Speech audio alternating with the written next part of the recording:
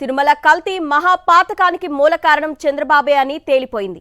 వివాదానికి కేంద్ర బిందువైన బోలేబాబా డైరీ అర్హత సర్టిఫికేట్ ఇచ్చింది గత చంద్రబాబు సర్కారే. గత చంద్రబాబు హయాంలో 82,000 కిలోల టెండర్ పొందిన హర్ష్ డైరీ బోలేబాబా డైరీగా పేరు మార్చుకుంది. అర్హత లేకపోయినా తప్పుడు ఆధారాలతో హర్ష్ డైరీకి అర్హత సర్టిఫికేట్ ఇచ్చారు చంద్రబాబు.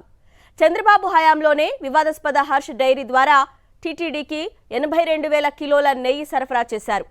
అంతేకాదు చంద్రబాబు హయాంలోనే హర్ష్ ఫ్రెష్ డైరీకి టెక్నికల్ క్వాలిఫికేషన్ సర్టిఫికేట్ జారీ చేశారు.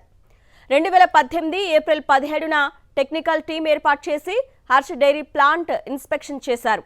2018 మే 25న హర్ష్ డైరీకి అనుమతిస్తూ ప్లాంట్ ఇన్స్పెక్షన్ సర్టిఫికేట్ మంజూరు చేసింది టెక్నికల్ టీం. హర్ష్ డైరీ రోజుకు 1,33,000 లీటర్ల పాలు సేకరిస్తుందని టెక్నికల్ కమిటీ రిపోర్ట్ కూడా ఇచ్చింది. అయితే సిబిఐ విచారణలో హర్ష్ డైరీ ఎలాంటి పాలు సేకరించదని నిర్ధారణ అయ్యింది. టెక్నికల్ కమిటీ ఇచ్చిన నివేదిక పూర్తి అబద్ధమని తేల్చింది సిబిఐ. తప్పుడు సర్టిఫికేట్తో 2019 ఫిబ్రవరిలో టీటీడీ టెండర్లో పాల్గొన్న హర్ష్ డైరీ 2019 ఏప్రిల్లో 82,000 కిలోల నెయ్యి సరఫరాకు టెండర్ దక్కించుకుంది. కిలోకు అతి తక్కువగా 291 రూపాయలకు టెండర్ పొందింది. చంద్రబాబు సీఎంగా దిగిపోయాక మరోసారి టెండర్ దక్కించుకోవడానికి హర్ష్ డైరీ ప్రయత్నాలు చేసింది. 2019 సెప్టెంబర్ 7న మరోసారి టీటీడీ నెయ్యి టెండర్లో పాల్గొనగా హర్ష్ ఫ్రెష్ డైరీకి అర్హత లేదని 2019 సెప్టెంబర్ 29న టీటీడీ రిజెక్ట్ చేసింది.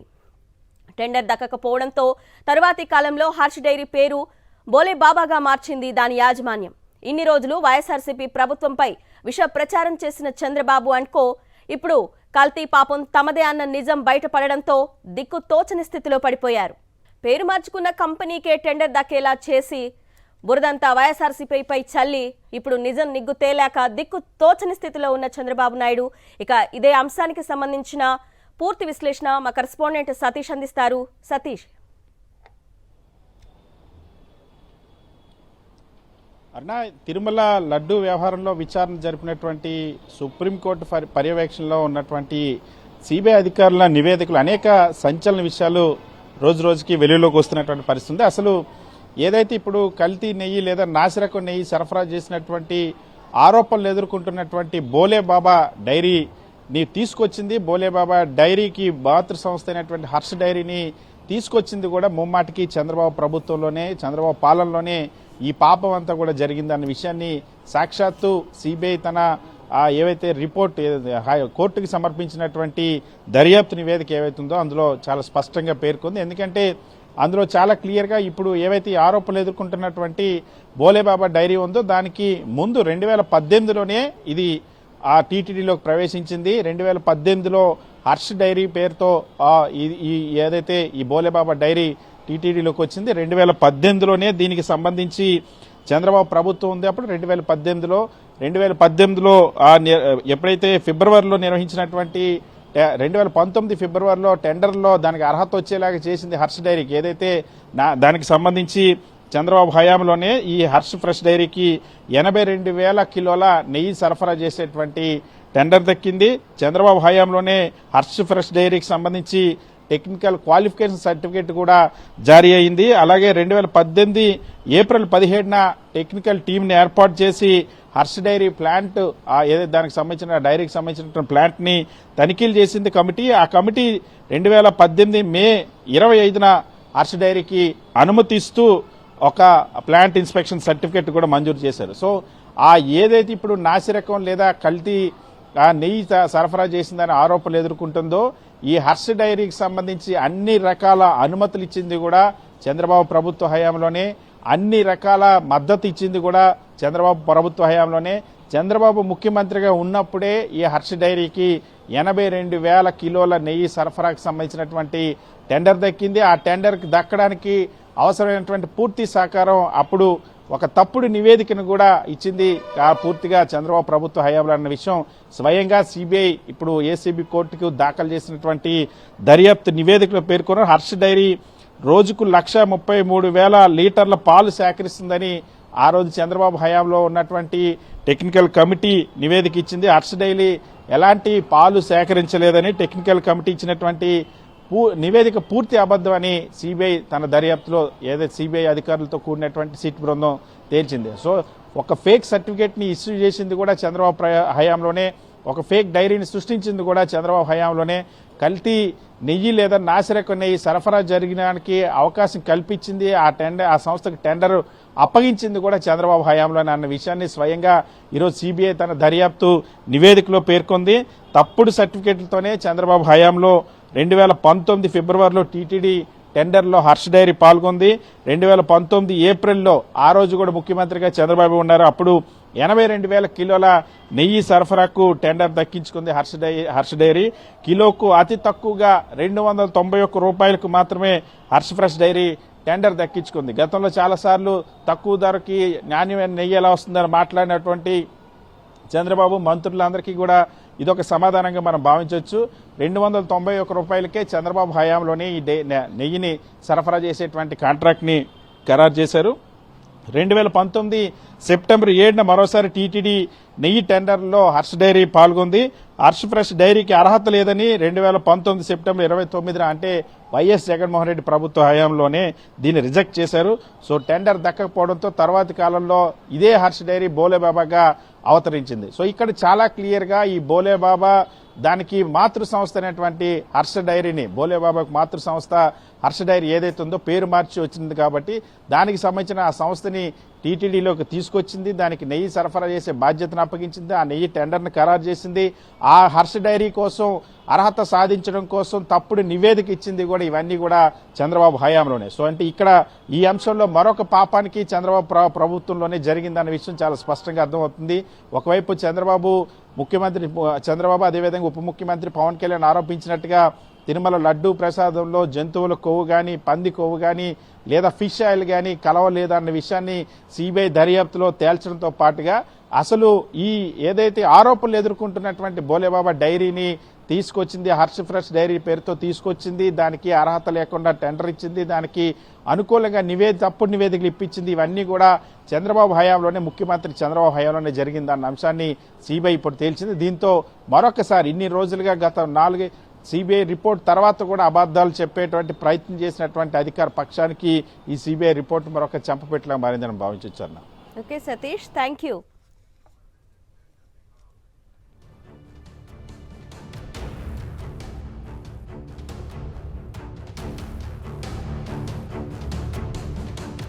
కల్తీ పాపం బాబుదే అని స్పష్టమైంది. ప్రజలు చంద్రబాబు నాయుడు క్షమాపణ చెప్పాలనే డిమాండ్స్ ఎక్కువైపోయినాయి. దీనిపై పూర్తి వివరాలు మా కరెస్పాండెంట్ రవీందర్ అందిస్తారు. రవీందర్.